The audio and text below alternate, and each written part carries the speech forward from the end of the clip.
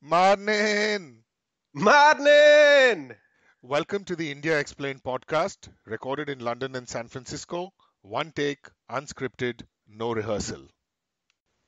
All right, Bunty, welcome back to our listeners as well. So, this is part two of our discussion on demonetization, the fallout of demonetization now that the RBI has shared some figures about the amount of money it collected and what it says about Modi at large and the current political climate in India. So, Bunty, you were sorry, I cut you off when you were in the midst of a very No, no, interesting no, observation no, no, no. about That's fine. him. Like, he's a party man, and we know that he did yeoman service for the BJP. He's an RSS guy, and I remember reading that he used to sleep in a one bedroom apartment. He used to live in a one room, not even an apartment, one room next to the party headquarters. 24/7 he would be available, and he really made his sort of bones, I think, in the organizational work he did for Advani's uh, Rath Yatra. Now, made a very interesting point that he brings that mentality over to governance in the role of prime minister. Correct. Where we left our listeners on episode one of this conversation was there have been a series of policy launches or intended policy launches, which have been like somebody curating shadi or somebody kind of organizing a parade, right? So the all of the energy, all of the enthusiasm is devoted at the point of inception. We spoke about this in the earlier episode that when the demonetization thing Hmm. started, at the point of inception, the rhetoric and the publicity for what this could achieve for the country was mind-boggling. Hmm. Right, that and anybody who questioned, and Amartya Sen was one of the people who questioned it, was dubbed a failing leftist economist, or somebody who stays abroad and ponders about how the country is doing right or wrong. Hmm. Hmm. So give it some time, and I'm going to pick two things: Swachh Bharat and demonetization. Swachh Bharat, we've done another episode. We won't talk about demonetization now. With passage of time, it seems, again, we do not know whether it's definitely categorically a failure, but the central bank has released some figures which is saying that you know it hasn't made much of a difference, and the growth rate potentially could have been slowed down. Hmm. And herein, let us take a peek into our prime minister's mind Hmm. and see what is going on in this guy's mind, because he's been in the service of a party as an organizer. And what an organizer does is, he's put in front of a chaotic situation, multiplicity of variables, Hmm. Hmm. and he says, what I'm going to do is I'm going to create one seminal moment Hmm.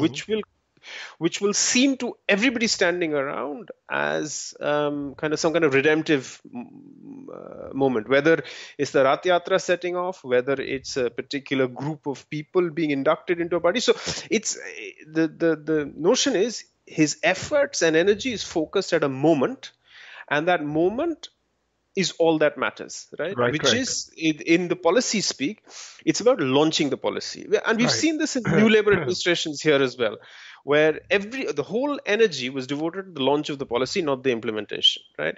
What is ironically happening in a complex, diverse, large system, a nation Hmm. like India, Hmm. the implementation's catching up or the follow through is not as good.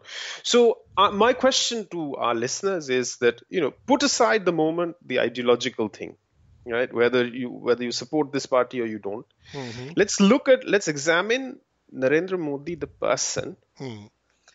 disregard his dress sense, Hmm. disregard his pension, his favor for being abroad and having expensive tastes, because those are distractions to the discussion. Right. Right. The Fair enough. the main point that we want to get our listeners to have a view on is this guy qualified uh, to make and lead India Hmm.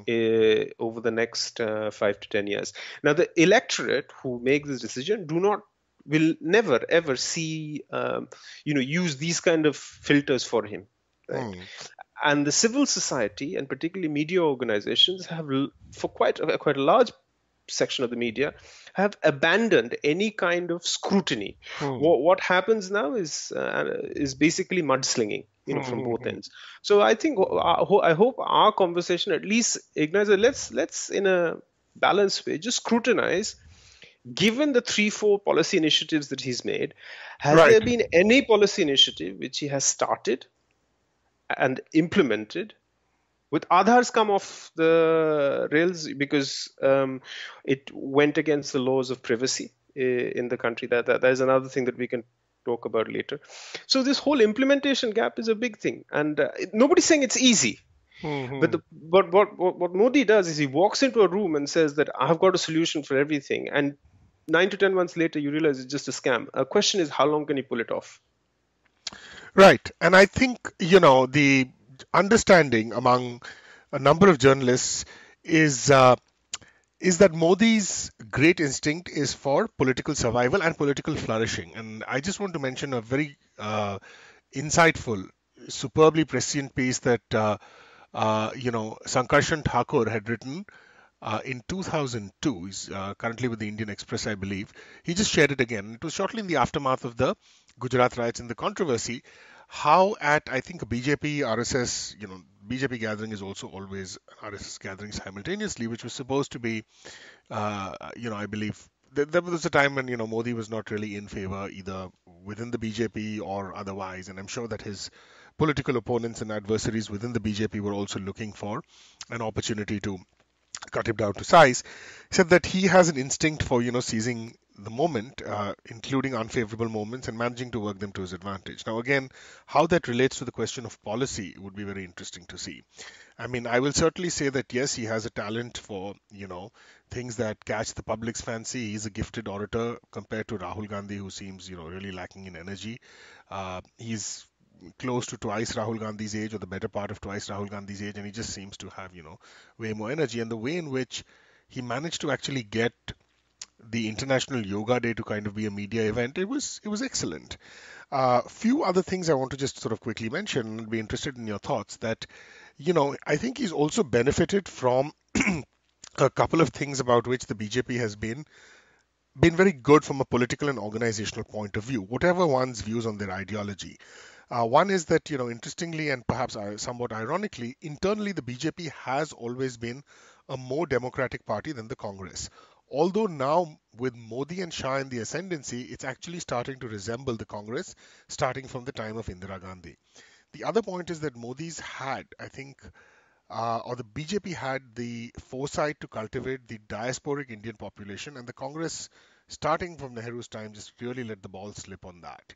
Right. Even as we speak, the extreme end of the BJP's strategic communications plan is really the nasty army of trolls that you see online. And there's a couple of guys who, you know, who are sort of high up in the BJP's IT setup who clearly encourage trolls and so on. There's been some like work on that.